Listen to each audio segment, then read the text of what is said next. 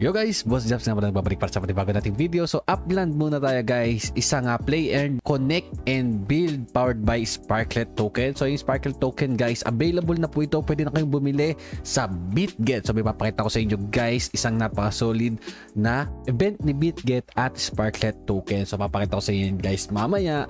At syempre, papaliwanag ko na rin sa inyo kung ano ba tong Upland. Okay, kung bakit ba magandang bumili ng token nila. So, pero bago yon, panoorin nyo muna ang ating intro.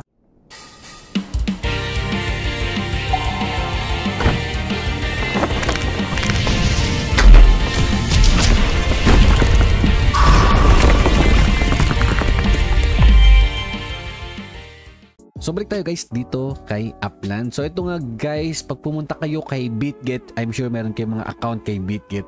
Meron po sila ngayong event. Ayan. So ito guys, yung pinaka-article nila ngayon. So makikita nyo yan sa BitGet support-article, /article. Tapos ito guys, initial listing, si BitGet will list Upland. So nakalist na si Upland Sparklet. And guys, meron kayong, pwede kayong magkaroon ng share sa kanilang Sparklet token na around 7 million. Okay guys? So ngayon, paano ba gagawin natin? So ganito lang guys ha. So pwede na tayo mag-deposit dito guys and pwede na rin tayo mag-trade.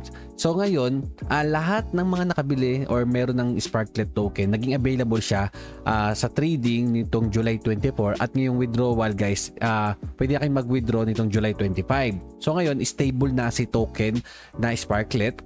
At guys, kagandahan dito, mag-stake lang po kayo ng BGB, okay, yung token ni BitGet, simula July 24 hanggang August 3, okay? So guys ha, tandaan, July 24 hanggang August 3, minimum of 50 BGB and maximum of 40,000 BGB na may price pool guys na 70% of Sparklet or nasa 4.9 million. So guys, yan yung sa pool staking 1 nila, okay? So yung staking pool number 2 naman nila guys, eto minimum staking naman din ng 50 BGB and maximum naman ng 1,000 BGB na merong 20% na Sparklet or nasa 1.4 million.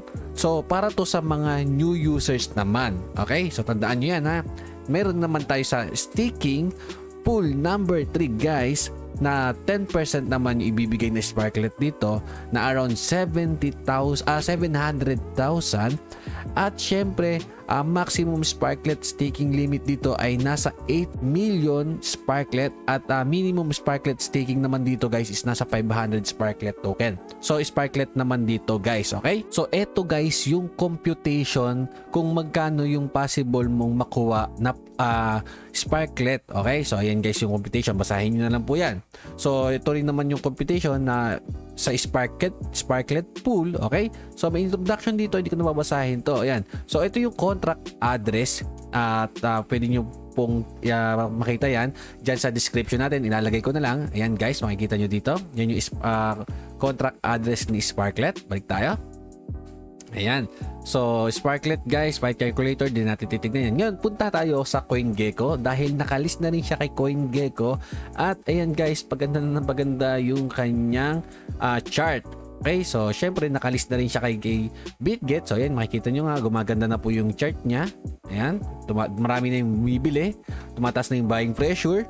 At kayo po bahala kung gusto nyo mag-hold dito. So ito nga guys yung kanilang website. Okay, so ito naman yung pinaka-Sparklet token.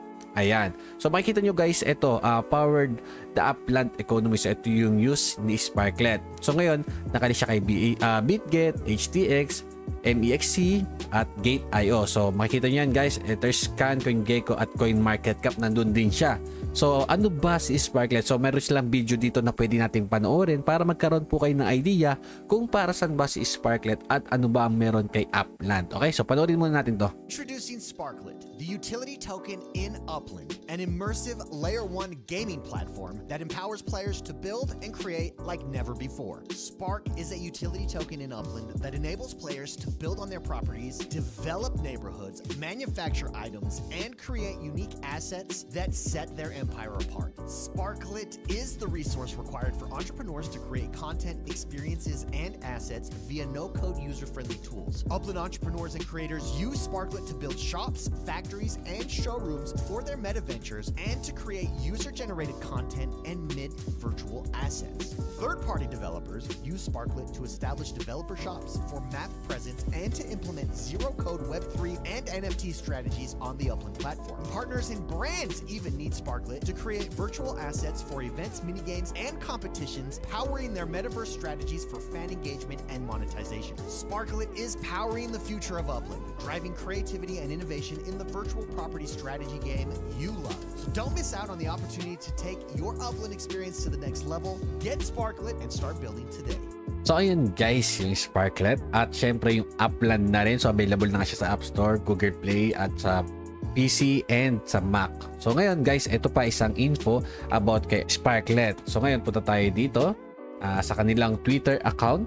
So ito guys, yung kanilang Twitter. So ito isang info na maganda dito guys dahil ito, nasa 135,000 followers na po si Sparklet at parami na po ng parami yung kanilang followers. So guys, ito po yung official link. Ilalagay ko na lang dyan sa ating description din para hindi na po kayo mahirapan at para hindi na po kayo kung saan saan pumunta. So mas maganda mag-create na po kayo ng account kay BitGet kung gusto nyo mag-trade ng Sparklet token. So available naman siya guys dito. Ayan, pwede tayong bumili.